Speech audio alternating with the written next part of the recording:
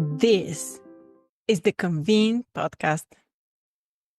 The launch of a new event designed to celebrate and support those who identify as having brains that are wired a little differently provides insights for designing neurodivergent-friendly meetings. A new event embraces neurodivergence, written and read by Barbara Palmer, Deputy Editor of Convene. Chris Guillebeau is a speaker, podcaster, entrepreneur, and the best-selling author of 8 books. His first, published in 2010, The Art of Nonconformity, encourages readers to reject the idea that they have to follow conventional paths to make a living and to lead remarkable lives. The next year, Guillebeau embedded that ethos into the World Domination Summit, an annual event which he hosted in Portland, Oregon for 10 years. From an initial gathering of 500 people, the World Domination Summit soon grew to attract an audience in the thousands and featured a mix of talks by notable experts alongside exuberantly playful shared experiences, such as a speaker who descended from the ceiling and orchestrated a Bollywood-themed flash mob. In 2012, the same year Guillebeau's second book, The $100 Startup, Reinvent the Way You Make a Living, was published, he gave every attendee $100 and asked them to use it to do something meaningful or generous. When the summit came to a natural conclusion in 2022, Guillebeau was sad, he said in an email exchange with Convene. Meanwhile, he was learning about his own experiences with neurodivergence, especially ADHD, and writing about his discoveries in a newsletter he publishes on Substack, A Year of Mental Health.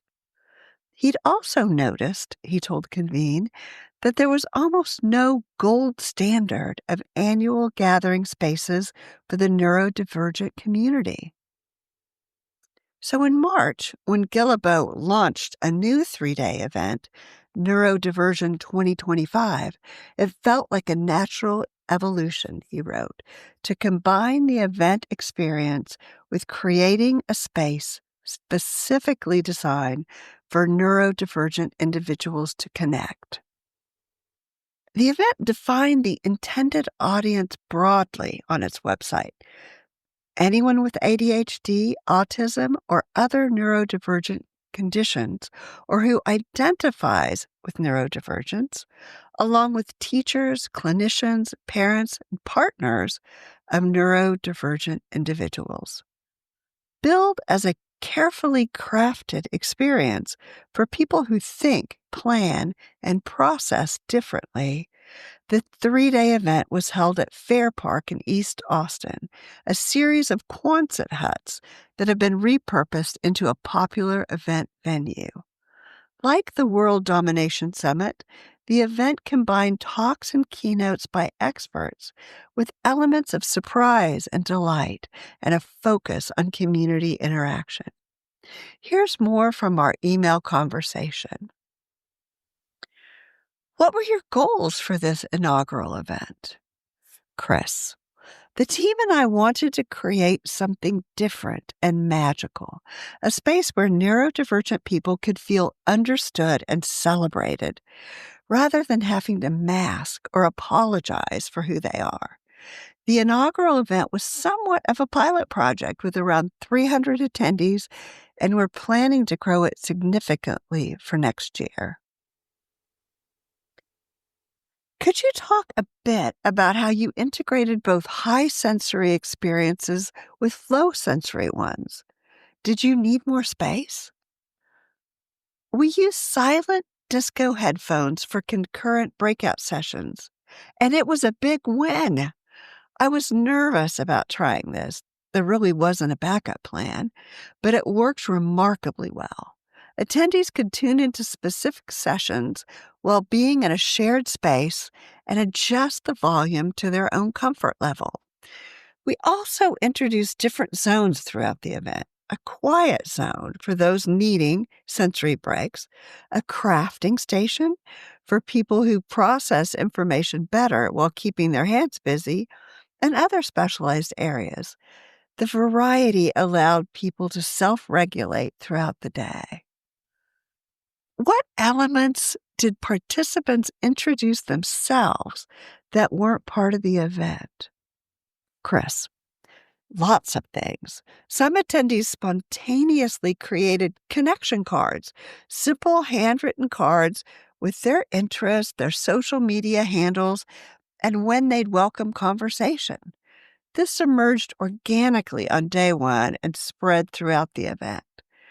We also saw impromptu sensory tool exchanges where attendees would share fidgets, noise-canceling earplugs, and other tools.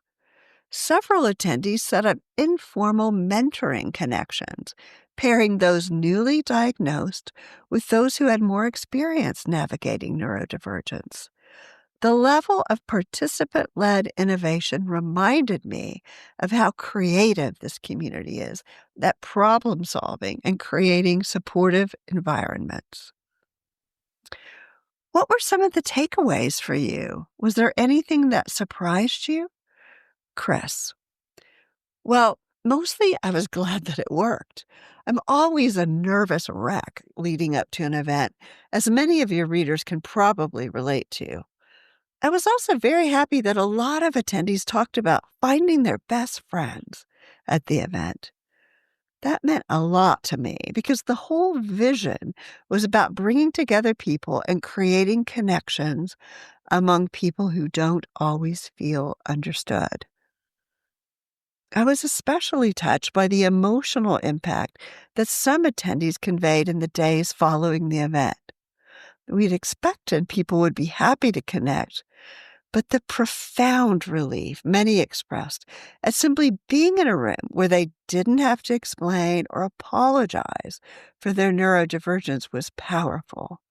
Many attendees told us it was the first time they'd ever felt truly normal. Could you recommend anything from Neurodivergent 2025 that event organizers could put into practice at their own conferences that are aimed at a more general audience? Chris, if event organizers could implement just one thing, I'd suggest clear communication about what to expect.